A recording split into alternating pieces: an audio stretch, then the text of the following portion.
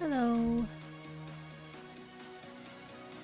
Yeah, I got off work super early today, which was weird. So I was like, I don't want to wait another 3 hours just to stream.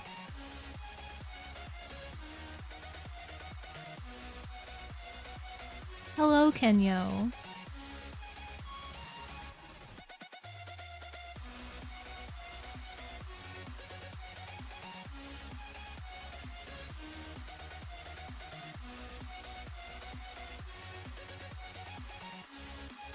I also am not playing the synthwave that I have been playing for reading because it was putting me to sleep. So we switched back to our EDM. Is it not?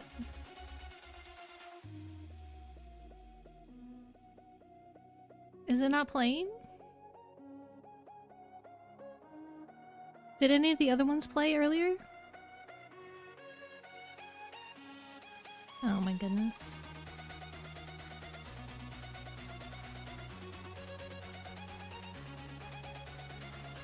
Well, I wish I would have known that. I wouldn't have completed them. I would have refunded your points. Well, that's just great. What happened? Why is it not?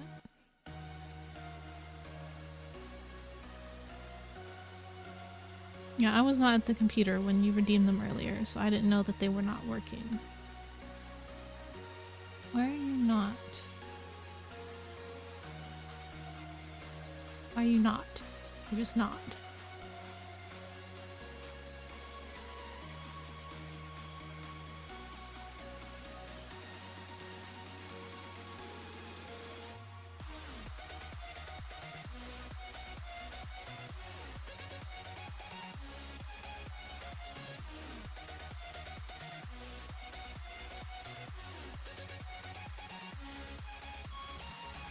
Okay.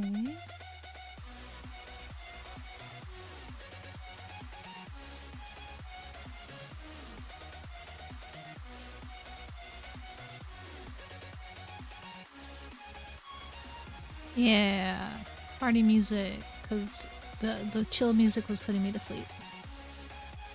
Hey Chan, hello K-Chan. We're trying to figure out why Blurp isn't working.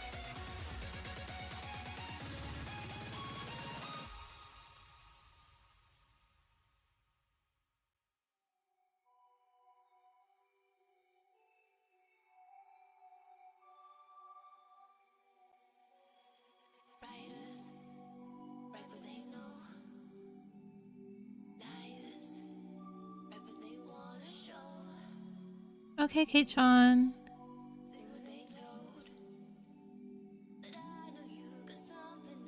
Yo, that emote is adorable. A snob fox?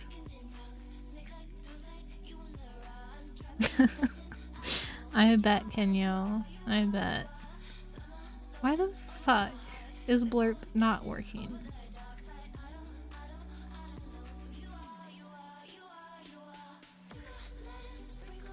It's always gotta be something, doesn't it?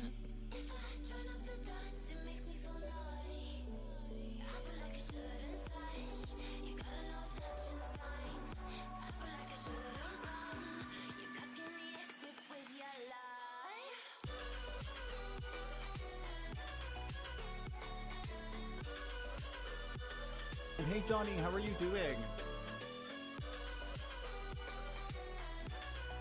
Okay, so it works because it did the test thing. Panda! Hello, Panda. Yo, Panda, why are you not VIP?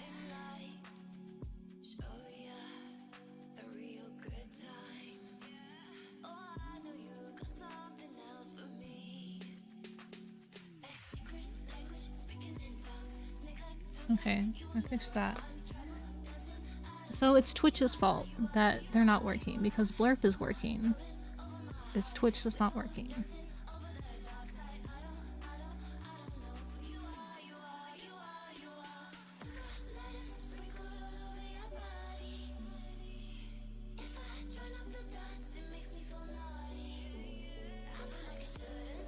Okay, what if I do that?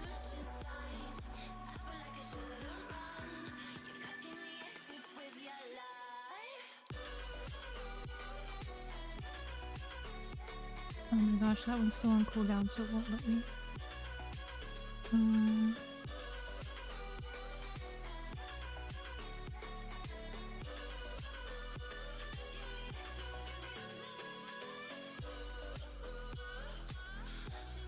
Hello? Why are you not...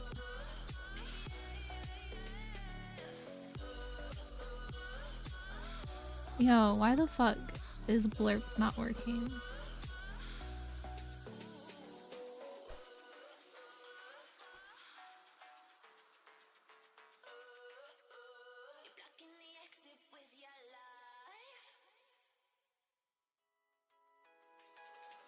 Vajawi! Hi, Vajawi! But we want to step on Vajawi.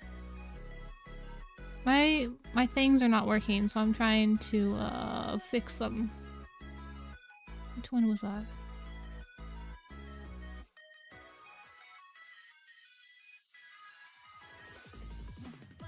Where's the redeem?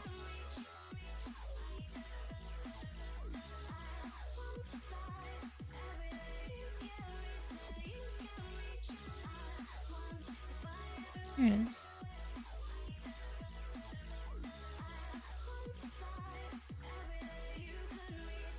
Oh my goodness, why?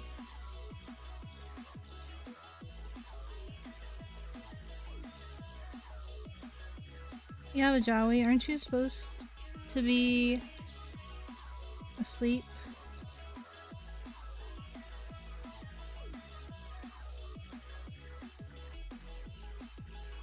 Did I have a Vajawi shit command? Yeah, there we go. Aren't you supposed to be asleep?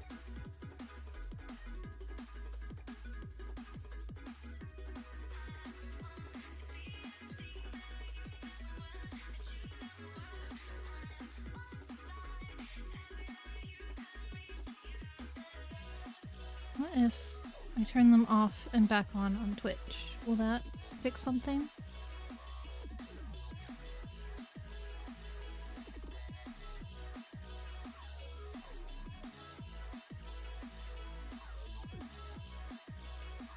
Oh my goodness. Why are they broken? I don't understand.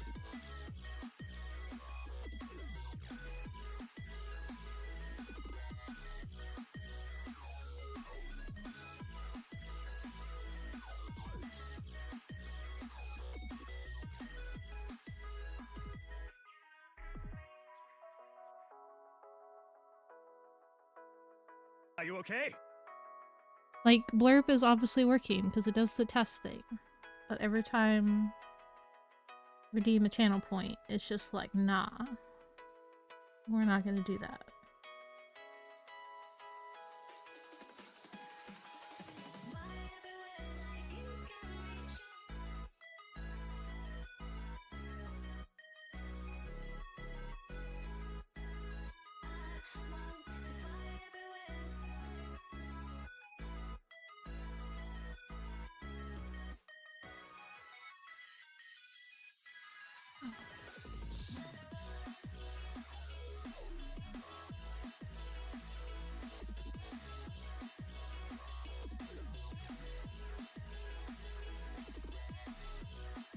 Okay.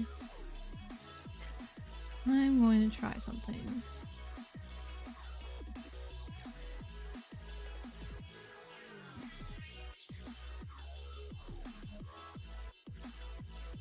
Did I just add it? Okay.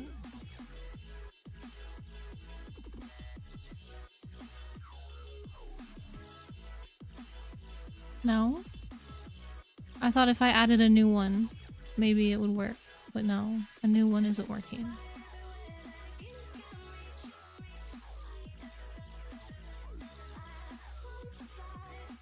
Yeah, open the door. FBI. It's not working though.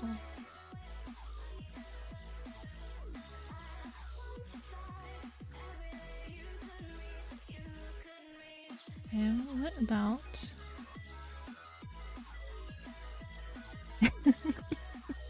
Yeah, Vajawi, sing it.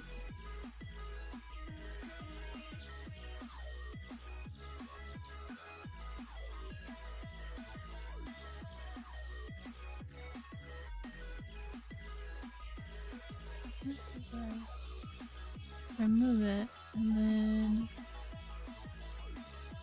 add it back. Will that fix something?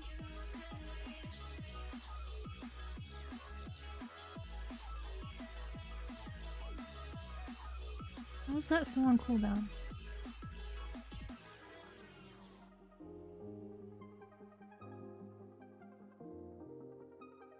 No, that didn't fix anything either.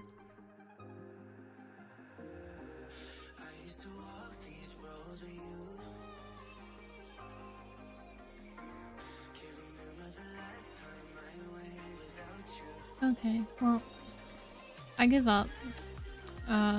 Sound alerts are not working, so those just aren't gonna work today.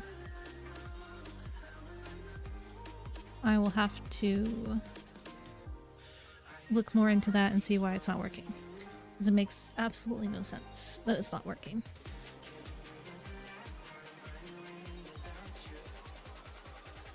So just don't redeem any of the sound alerts right now. If you do, I'll just reject them and refund the points, but nothing will happen if you do. What was it, sound alerts though, or was it? I used blurp.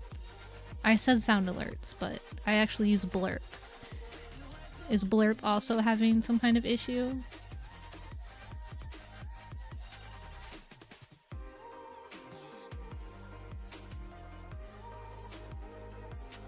Maybe Twitch is having some kind of issue with extensions. Because it does seem to be like on Twitch's side. Because like when I tested the audio through Blurp, it would play that. But whenever I do a channel redeem through Twitch, it's not working. So maybe there's something going on with Twitch and extensions right now.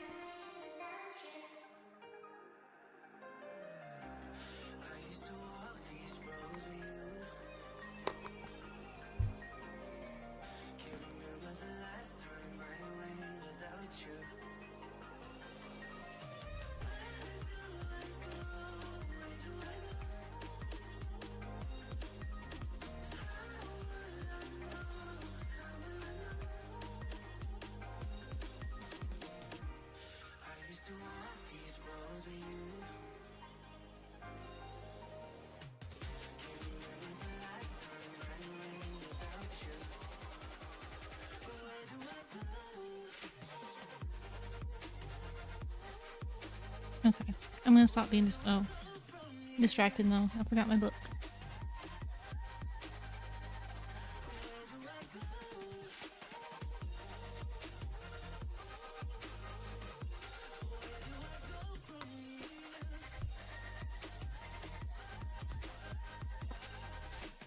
This chapter's pretty long, isn't it? I need to get my timer. I almost forgot that again.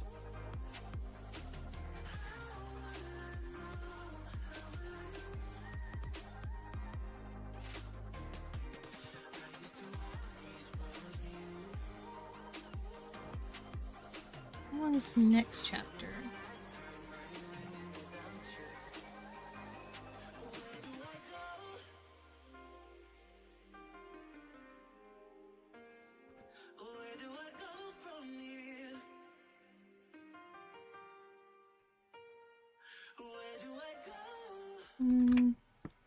Next chapter is pretty long too, so we'll see after we finish this chapter if we read another.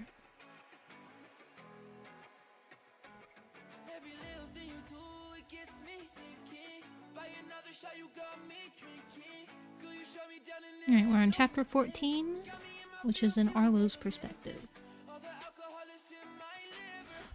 Arlo spun on her heels to face Nausicaa. They think it's you, she panicked. They what? It only struck her now just how much taller than Arlo this mysterious fairy was. The shoes certainly had a few inches, but even without them, Nausicaa had to be at least 6 feet. At this proximity, it forced Arlo to tilt her head quite far back to meet that quizzical stare. The Wild Hunt, they're on the way, and everyone thinks it's the Dark Star killing Ironborn. And, well, I might have told some people that I saw you at the cafe where that little girl died. I might have also told them it was possible you were responsible for that death. So it's going to look really hecking suspicious if they find you here, where another person has just died. If the Knot Troll was right, Nausicaa was innocent of that particular crime. If they were right, then Arlo had been wrong, had once again disappointed, had tried to help and only made things worse. Now, thanks to her meddling, very scary people with very real power to very thoroughly ruin Nausicaa Kraken's life, thought with much more conviction than before that Nausicaa was the culprit they were after. Who the hell did you tell that would even matter? The High King? Nausicaa laughed as though even the possibility of Arlo doing that was absurd. Arlo winced. You told the High King. I told the High King. What the fuck, Red? Why do you even think this was me to start with? I don't now. All around them, fairies flew in all directions, some of them quite literally. Many made for the fairy ring's entrance, filtering out through the passage in droves, but many more made for the wall on the opposite side of the dance floor. As soon as the goblin had made his warning, panels in that wall had sprung open to reveal themselves as portals. The emergency had triggered their activation, and the majority of the club now slipped away through these magic doorways, which led out into deserts, forests, other cities, and one, Arlo noticed, straight into the depths of an ocean. A handful remained in the club along with the human captives, while most merely stopped whatever it was they'd been doing to stare blankly ahead, and ones on the floor were still caught up in dancing to music only they could hear. Arlo could see now a ring of mushrooms and tiny flowers mapping out that floor's perimeter, trapping them in until the fairy who lured them there, or another who was stronger, let them back out. Much of the staff had no choice but to stay behind, though they hunkered down behind the bar and other large fixtures. Most had undoubtedly come from elsewhere, many of them probably banished from the courts. Getting caught in the street would land them in even more trouble. The gnomes Arlo had passed earlier were blissfully unaware of proceedings, unconscious under their table. Nausicaa seemed more concerned about the fact that Arlo was going around telling people she murdered children than she was about the impending arrival of the Wild Hunt. But then again, she was the Dark Star. She had her own infamy to make her bold where others weren't. But you have to admit, Arlo added, defensiveness creeping into her tone, you were being sort of sketchy. You just sat there, staring at that girl, not even a little upset that she was dying right in front of you. And then there was your magic, of course. I beg your pardon? It was the politest Arlo had heard her speak yet, and hands down the most aghast. Your magic, Arlo repeated, a lot less sure of herself this time around. I couldn't sense it at first because you were doing such a good job of concealing it, but then I felt it. I've never felt magic so violently before. Yours was... She pressed on her stomach, summoning the memory, at a momentary loss for words. For a few seconds, all Nausicaa did was stare. Shh, she snorted, recovering quickly from whatever had caught her off guard about what Arlo had said. Figures, kids these days. I'm 18, Arlo corrected. No respect for their elders. No offense, but you don't look much older than I am. Running around accusing perfectly innocent assholes of assholery they'd been actively trying to avoid. What? You mean you normally feel like picking off children? I'm currently really considering it. Nausicaa clipped her statement with a pointed glare. But I meant the murdering business in general. Arlo sighed. Right, well, this is a problem. The hunt is on its way, and I'm really not supposed to be here. Gods, the night wasn't going at all how Arlo had planned. In fact, it was derailing in a direction she hadn't even imagined, and all the possibilities her panic had invented to try to dissuade her from following through with this stupid idea. Nausicaa's still eyes searched Arlo's in a deep inspection. Whatever Nausicaa was looking for, she apparently found it. The glint in her gaze was now one of minor personal victory. A suspicion proved true. Half-baked disapproval quick on its heels. Quicker than Arlo could escape, Nausicaa darted out a hand to catch her by the chin. Those eyes are a pretty shade of green, Red, she said in what would have been a sing-song tone from anyone else. I think I've seen it somewhere before. Guess I know why you went straight to the High King just to tattle on me. Yeah, well, Arlo grumbled, shaking herself free. We should both probably get going. She made to push past Nausicaa, but only got a couple steps away before she realized Nausicaa hadn't followed. Arlo turned around. Oh yeah, you should definitely get going, Your Highness. Wouldn't want to get caught in a place like this, you naughty thing. Nausicaa dropped a wink. Arlo rolled her eyes in response. I'm not that royal. Are you coming or what? Coming? What, with you? Yes. She didn't know why it came out a question, but the longer Nausicaa stood there, staring back at her, as though Arlo had suggested they run down the street in their underwear, the more she began to doubt herself. Was she not supposed to invite another fairy to leave the ring with her? Was this some sort of rule Celadon had forgotten to warn her of? Was she moments away from tying herself irrevocably to a murderous fairy villain or something?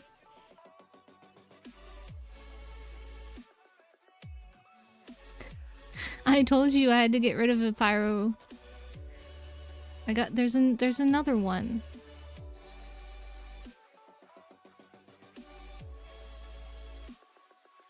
It's better. I know the art style isn't what you like, but I like it. Okay, Pyro. If you say so.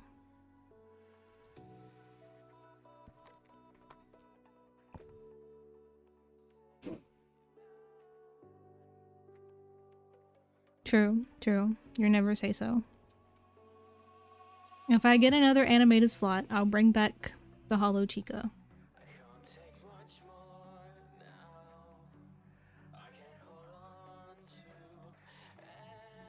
I'll also add it to the Discord, which I'm gonna try to work on soon.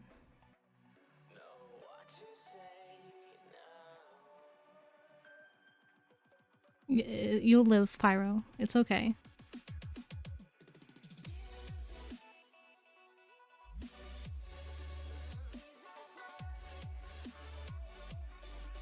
Nausicaa bit her lip, her gaze flicking toward the exit where the goblin had been but was no longer there.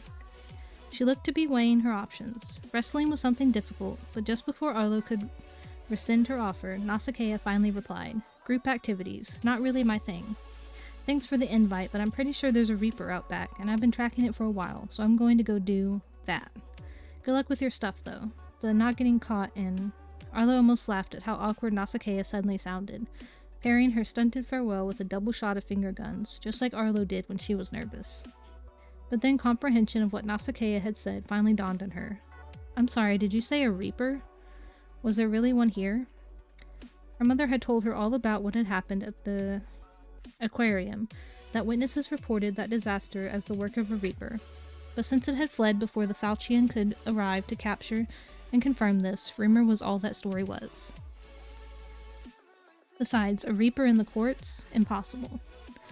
Arlo received no response. Nausicaa had already fled, her blonde hair bouncing behind her as she made for the back exit and disappeared through the door the Knot Troll had pointed out as one of the paths that would make Arlo a hero.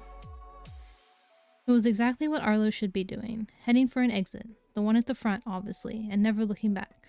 Reapers were dangerous. Nausicaa was dangerous. This whole hecking club and everything that was currently happening was dangerous. She turned to leave. The Wild Hunt. They're on the way, and everyone thinks it's a Dark Star killing Ironborn. She froze. The Wild Hunt. If they found Nausicaa back there at the scene of the crime, it would do nothing to help clear her name, and this was Arlo's fault. She had to do something. Dang it, dang it, dang it, she chanted under her breath as she flew off in the opposite direction toward the exit at the back of the club. Please don't be a Reaper, please don't be a Reaper, please don't be a Reaper, she begged as she threw open the exit door. This is not me choosing to be a hero, she added in case fate was getting any funny ideas. Nausicaa went through first, pick her. She stumbled out into the back alley. Twilight had fallen during the time she'd spent inside the ring. The night was cool on her heated face, a light and crisp contrast to the heavy humidity that weighed on the air in the club. The alley was narrow, sunken in the shadows of surrounding buildings.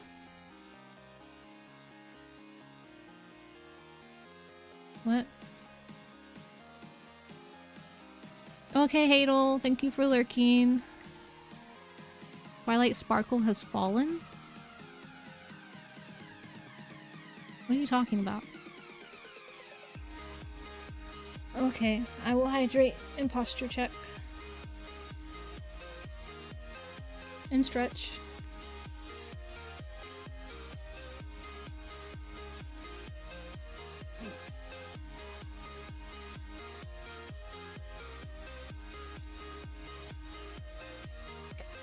Imposter check.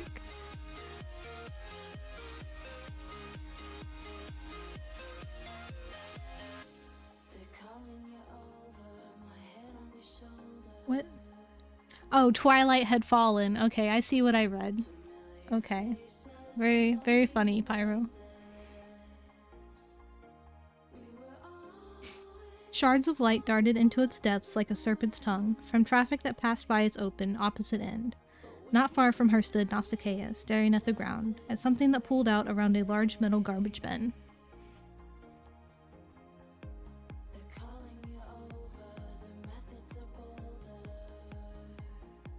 True, Pyro is hilarious.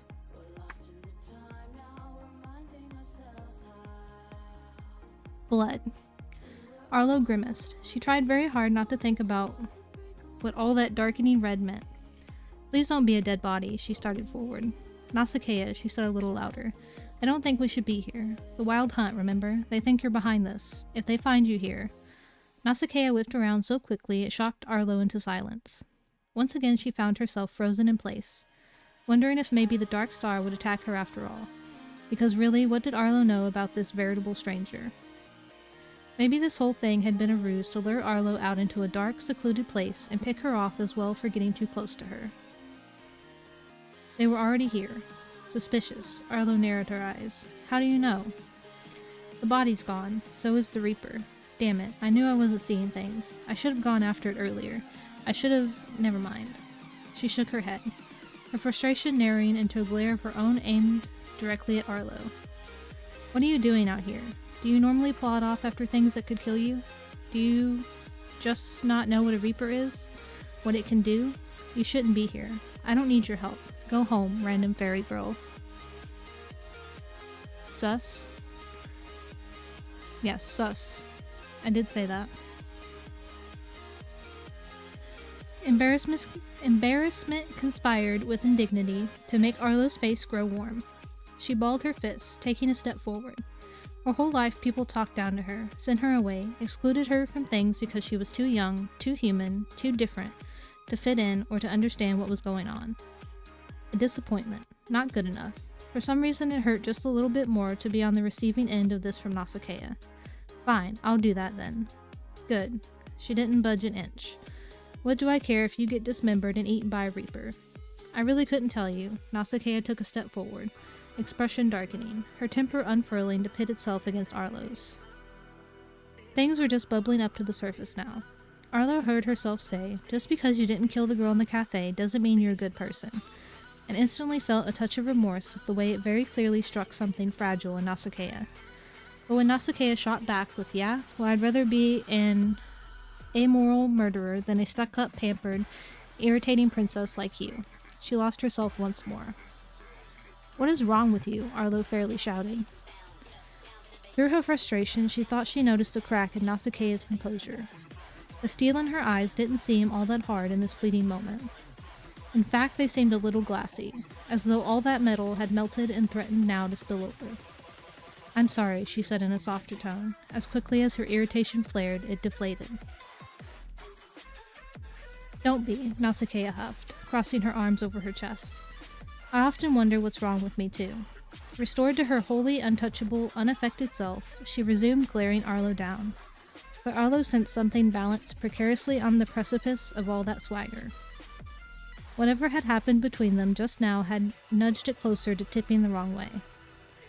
The sound of something suctioned, peeling off the wall behind her made Arlo pause her awkward patch job of the rift between them. The chill spilled down her back and shivered across her skin. The hairs on the backs of her arms stood at frightened attention. Nausicaa, whose eyes had grown a fraction wider, stared off over Arlo's shoulder. You should come here, Your Highness, very quickly, and probably don't turn around. Arlo turned around. She strictly told her not to do that. Whatever was there, she couldn't see it clearly. The alley's gloom and its exceptional glamour distorted it too well, but a pungent scent of rotting corpse and fishy, foul decay flooded her senses, making her gag. She didn't need to know what defined the hulking shadow creeping forward to also know she didn't want it to catch her. Yo, is that the Reaper? Is the Reaper still there?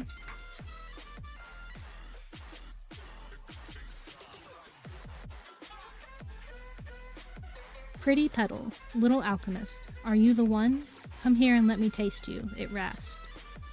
Arlo screamed. Instinct made her grab for something she could defend herself with, but there was nothing around her except her die. The knot troll had given it to her. Maybe it was a weapon. Yeah, dice is totally a weapon. Backing away from the Reaper, she reached into her back pocket and lobbed the die at the space she hoped was the creature's face. Yeah, just throw dice in monsters' faces. That's how you attack them.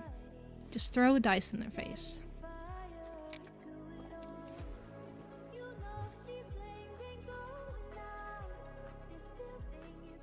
The die made contact. It bounced off the Reaper and rolled onto the cement. Nobody moved, stunned by how underwhelming this play had been. Quick question, said Nausicaa, breaking the baffled silence. What the fuck was that supposed to do? Well, not that, Arlo admitted. I was kinda hoping for something more. The Reaper hissed, cutting her off, and Arlo screamed again, scrambling backward. Okay, time to go, Nausicaa said firmly. Wait. Nausicaa looked at her as though she'd grown two heads. They didn't have time for the resurgence of Arlo's hesitations.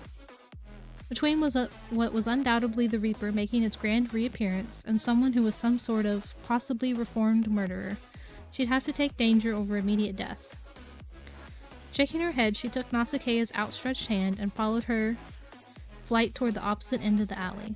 I'm sorry, she apologized along the way. It's just, you better not be luring me away to kill me somewhere private, because I swear to Cosmin I will use my entire afterlife to haunt you if you are. Not the time for this, and I don't mean to ruin your dreams or anything here, but that's a competitive market, and you might want to have another ambition to fall back on. Nausicaa stopped them on the alley's cusp, tugged Arlo closer, and proceeded to wrap an arm around the small of her waist, hauling them flush together. Better ask yourself if I'm worth that kind of eternal commitment. Besides, she added in a slightly huskier tone. Arlo glared, ignoring the heat that fluttered through her at both the insinuation and their current proximity. Nausicaa's coyness took on a razor edge, yet this expression was infinitely more amusing than the last. You're not as funny as you think you are, Arlo said. Also, what the hells are we doing? Were they actually taking time out of their desperate flight to, what, hug and make up? You cannot run from me, pretty petal. I'll find you no matter where you go. I know you now. I know your scent. Arlo peeked around Nausicaa. The Reaper's obscured form had taken clearer shape, now to extend a hand so close to reaching them that it brushed the strands of Nausicaa's hair. We really need to go now. She tried to pull away, but Nausicaa kept her firmly in place. Hang on a little tighter than that, Spider Monkey.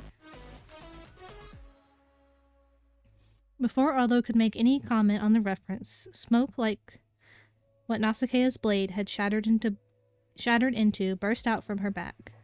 It shot into the air behind them like fingers, reaching back at the Reaper, then arched and curled toward them. Arlo couldn't help her reaction. She screamed again, stiffening in Nausicaa's hold, burying her face instinctually against her. But the blow she expected never came, and with her eyes so tightly shut, as though that too might protect her from the spears of smoke hurtling at them. Arlo couldn't see those shadows-like fingers take hold of them, but she could feel them. They wrapped around her body and squeezed, feathery, leather-soft, and cool. Her ears popped. Dizziness grew overwhelming. Arlo gasped for breath as though it had been knocked from her chest. The pressure that built around them began to ring. She felt sick and shaky, and moments away from passing out. And it reminded her a great deal of what she felt in the cafe those handful of days ago, to an even more forceful degree. Then the world bottomed out beneath her feet, striking Arlo with the dual sensation of falling and floating away. It wore on forever, this rushing, floating, falling, but when it stopped, Arlo found she preferred it immensely to what took its place. A feeling like being hooked on the end of a line and steadily reeled into shore. Whatever was going on, she would give anything for it to stop. Finally, blessedly, it did. The smoke dissolved, scorching and crumbling apart like ash in the wind, and the pressure relented. The ground returned just in time for Arlo to collapse to her knees and vomit off to the side. On the grass? She glanced around, waiting for her nausea to settle before she got back up to her feet. No longer were they in the alley. She was still outside, but in a small park, by the look of things, nestled right into the corner of a busy intersection.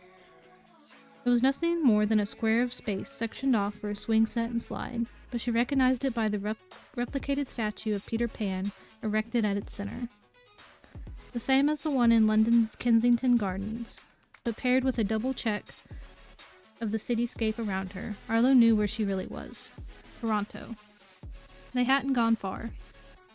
Breathing a small sigh of relief, her nerves still trembling from what she'd just escaped, and how she'd come to be here, she returned her focus to Nausicaa and narrowed her eyes. Why do they always vomit? Nausicaa wondered aloud, frowning down at Arlo. What the hells was that? Arlo half rasped, half shouted as she shakily climbed back to her feet. Did we just teleport? The thing was, teleporting wasn't exactly impossible. But it wasn't something your average folk could do. It wasn't even something most Fae could do. In fact, Arlo had yet to hear of anyone that could. Many of the folk used ragweed brooms and steeds glamoured as cars these days to get around, but portals had become the preferred means of transportation across long distances for the wealthy. Magically transporting oneself from one place to another required such precise understanding and skill that it might as well be impossible. To scramble yourself in one place and then piece your body back together in a different spot entirely was so difficult an art that, so far, the only people Arlo knew of being able to do anything at all like that, like whatever Nausicaa had done, were the Wild Hunt. And Nausicaa had gone a step further. She'd brought someone else along for the ride. What are you? Sucking air through her teeth, Nausicaa replied in her driest tone yet. Hasn't anyone ever told you it's rude to ask a fairy what they are? Like hell you're a fairy. Are you Fae? Are you going to answer that or what? Confusion etched a crease across Arlo's brow. Answer what? But then she felt it, the phone vibrating in her back pocket. Apparently it was working just fine now that it was no longer in the fairy ring.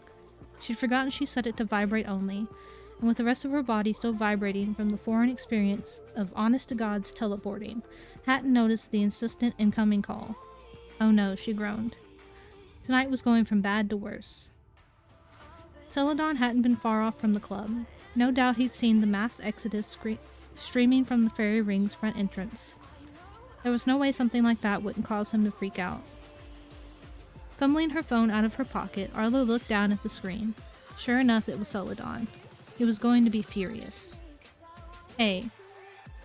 Arlo, Celadon gasped, though it sounded more like a strangled, breathy sob.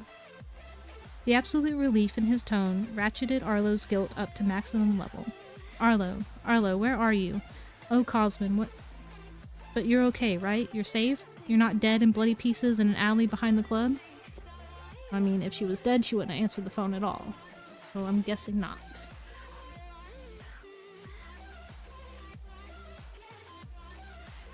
What? No, Cel, I'm sorry. Hey, where are you? Are you still inside the ring? Listen, Arlo, I need you to come back outside. I'm coming to get you. I'm sorry. The hunt. They know you were in the club. Your mother called. She told me another girl was killed. The hunters have been tasked with keeping tabs on Ironborn deaths, and Thallo passed the news on to me because she knew I was helping them look into it. And just... Gods, Arlo, she said it was right outside the fairy ring. A red-haired Ironborn girl. I panicked. I thought she was talking about you, so I told her everything. I'm so sorry. I'm trying to get into the club, but it's fully locked down, and... Arlo, are you still inside? Well shit, now her mom knows. She's gonna be in trouble. Celadon rambled when he was well and truly terrified. It was something of a family trait. No. She glanced over at Nausicaa, currently studying her nails in a show of spectacular boredom. The state Celadon had already worked himself into said loud and clear that if she told him she'd nearly been eaten by a reaper on top of everything else, he'd probably pass out. She felt like passing out whenever she thought about how close a call that had been. No, I got out. I think I'm at Glen Gold Park. The one with the Peter Pan statue. Will you come pick me up? There was silence over the phone. Arlo could hear Celadon's labored breathing and the sounds of traffic in the background. When he found his voice at last, it was faint with incredulity? How in the world did you get all the way over there? It's a long story, but The phone was plucked out of Arlo's hand. Hello? Who's this? Nausicaa held it up to her ear. Her other hand extended to hold Arlo off from snatching it back. Celadon? Like High Prince Celadon? Man, and she said she wasn't that royal. Arlo? Who's Arlo?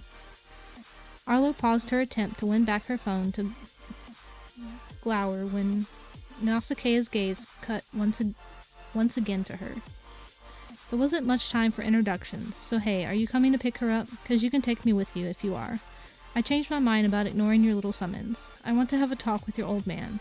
Me? Nausicaa. What? I'm not going to hurt her. What the fuck? Hey. She held the phone out in front of her, blinking at the screen. He hung up on me. Rude. Snorting her distaste, she tossed the phone back at Arlo. Not that royal, she added in a sneer. You never said the freaking High Prince of Spring was your father. Who wants you to wait here, by the way? Unless I turn into the murderer everyone's accusing me of being today and try to kill you. Then I imagine he'd want you to run. First of all, Arlo corrected, Celadon isn't old enough to be my dad. You're probably thinking about his older brother, Cerulean. Also not my father. Second of all, Celadon's my cousin. My dad is human, so no, I'm not that royal. And I have no idea why I'm explaining myself to you. Third of all, why do you want to talk to High King Azurian? Nausicaa's expression arranged itself seriously. Don't worry, you'll find out soon enough. Arlo's frown deepened. Does it have to do with why there was a freaking reaper behind the fairy ring tonight? There were only a handful of fairies banned from the courts and forced to live their lives in the cracks and shadows and neutral spaces between them. Reapers were perhaps the most notorious of that lot. It was deeply concerning, to say the least, that one had slipped between the many defenses in place around Unseelie Springs capital that had been designed specifically to keep them out. Nausicaa said nothing. The Dark Star opting to bring herself to the High King was the best thing to come out of this disaster of a mission. She'd be able to fill him in on exactly what was going on, whatever she knew at least, if the High King didn't already know what she had to tell him. And this was much better than the meager findings that Arlo had to report back with herself. But for just once this night, she would love if someone bothered to answer at least one of her questions. Don't give me that wounded look. I'm not the biggest fan of repeating myself is all. I'd rather wait until I have a full audience. You know what? Fine. This has all been too much anyhow. My mother's going to kill me. I take it she doesn't know about your moonlit career as the world's worst detective? No, Arlo snapped before her temper dissolved into more groaning. She replaced her phone in her pocket. I'm so dead. I survived a reaper and I'm still going to die. They're all going to kill me and then ground me for the eternity of my afterlife. Rolling her eyes, Nausicaa ended their conversation by sauntering off toward the statue behind her, where presumably she was going to wait for Celadon's arrival. It was a thoroughly graceless exit. The thin spikes of her heels sank right through the soft earth. Eventually she stopped to rip the shoes off her feet, growling out another choice expletive. Arlo turned to face the road, shaking her head. She'd actually like to remove her own footwear, her heels sinking uncomfortably into the dirt as well, but because Nausicaa had done so first, she stubbornly refrained. Her attention wandered skyward. It was shaping up to be a beautiful night, but the last vestiges of day still clung to the horizon in a faint twilight blue glow. The many buildings set against the otherworldly hint of light were cast in darkness, so austere they seemed more like silent, formidable giants crowded all around. The way they looked down on Arlo was as though this park were a stage, and something momentous was a breath away from taking place. Unnerved, she dropped her gaze back to the street, where the wash of twilight muted the dance of the busy intersection to varying shades of navy and steel. Through it, dozens of pale yellow headlights beckoned like will-o'-the-wisps between the trees in their woods. Yeah, she dropped all her gaze.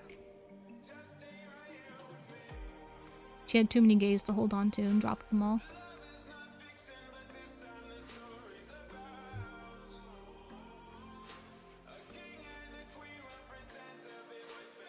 In no time at all, an emerald Audi peeled off the road and up onto the sidewalk.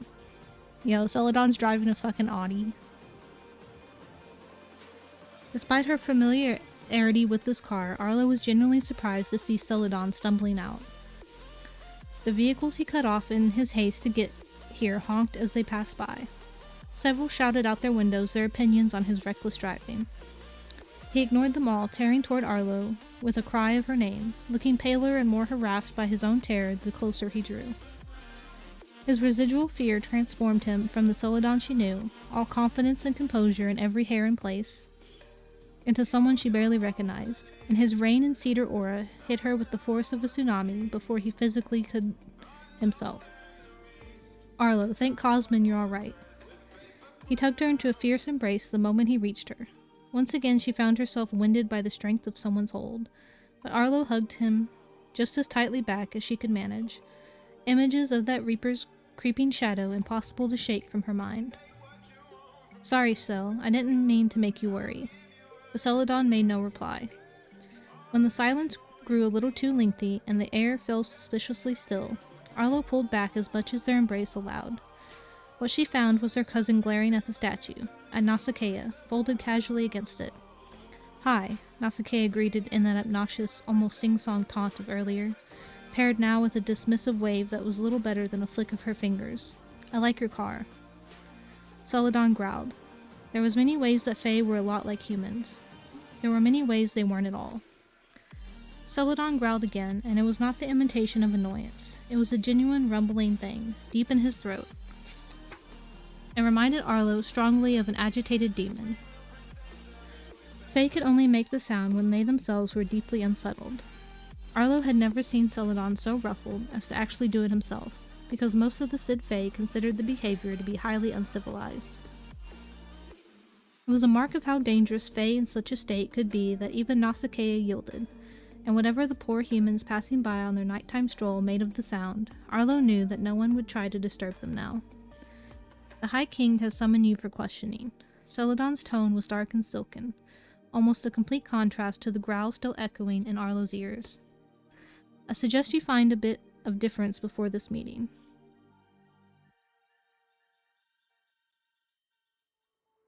Deference? Nausicaa shrugged, and it wasn't the easy thing her actions so far had been. Deference, huh? It's in here somewhere, so after you, I guess. Not with us. That inhuman rumbling finally began to chip away at the smooth threat in Celadon's voice. Meanwhile, unnatural darkness spilled across the night. Like ink bleeding from a well, it blotted out the twilight, and the formidable sentry of surrounding buildings shrank back from it in fear. Stunning outrage spread like poison across Nausicaa's face, disfiguring her beauty into something so monstrous the sight of it forced Arlo's eyes away. Then the night began to swell, and that's when Arlo knew the wild hunt was here. Shuddering, she winced an apology at Nausicaa. We should go, she said to Celadon. Yes, we should, was Celadon's clipped reply. He spared a few more seconds to glare across the way at Nausicaa, then fell back from Arlo just enough for her to take his hand. Nausicaa would be all right for now. The wild hunt wasn't collecting her from the scene of a murder, but if Arlo wanted to make things right, it wouldn't be done by lingering to argue with a troop of heartless immortals. She had to hurry before it was too late, before Nausicaa could be taken to the High King and tried without defense. Behind her, the swelling reached its limit and burst apart, and four shadows emerged from the obscured heavens to descend upon the park, invisible to all but those with sight. Can we go back to the palace too? Arlo asked the moment they were closed inside Celadon's Audi. I have to talk to the king. I have to tell him. She had to tell him this wasn't Nausicaa. She had to fix this. Her heart thudded so hard in her chest that her vision swam for reasons other than tears now. Already her nerves clamored over what she was about to do. Another stupid thing, as was the theme this evening. And none of it helped by what had transpired outside. Celadon released a weighted sigh. Yes, we can. He reached for his seatbelt. Funnily enough, he wants to talk to us too, Arlo. Damn. They were in so much trouble. But so was Nausicaa if Arlo didn't repay her debts, and soon. You know, the king wants to talk to them. She's really in trouble.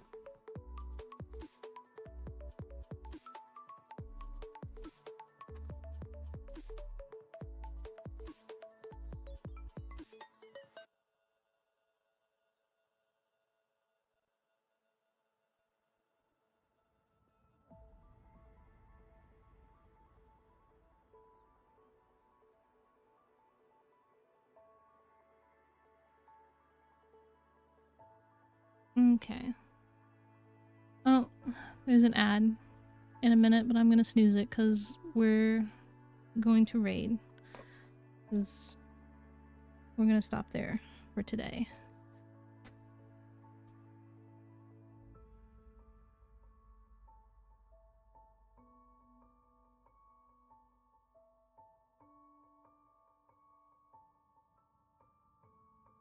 Okay, good.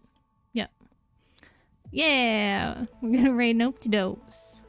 I was checking because I didn't know when he started. He only started like 20 minutes ago, so.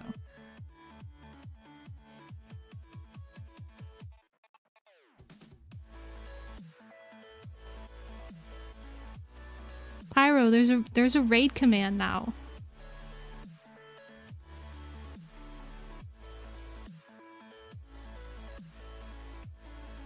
Yeah. Cause I added it, that's how. What do you mean it's illegal?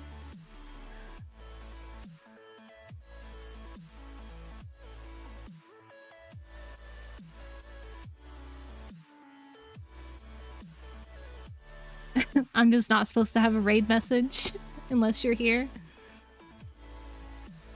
I'm just not supposed to have a raid message. Oh no. Unless you're here. I heard myself.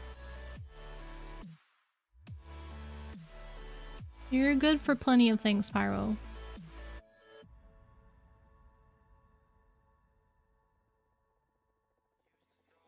You're not good for just a raid message.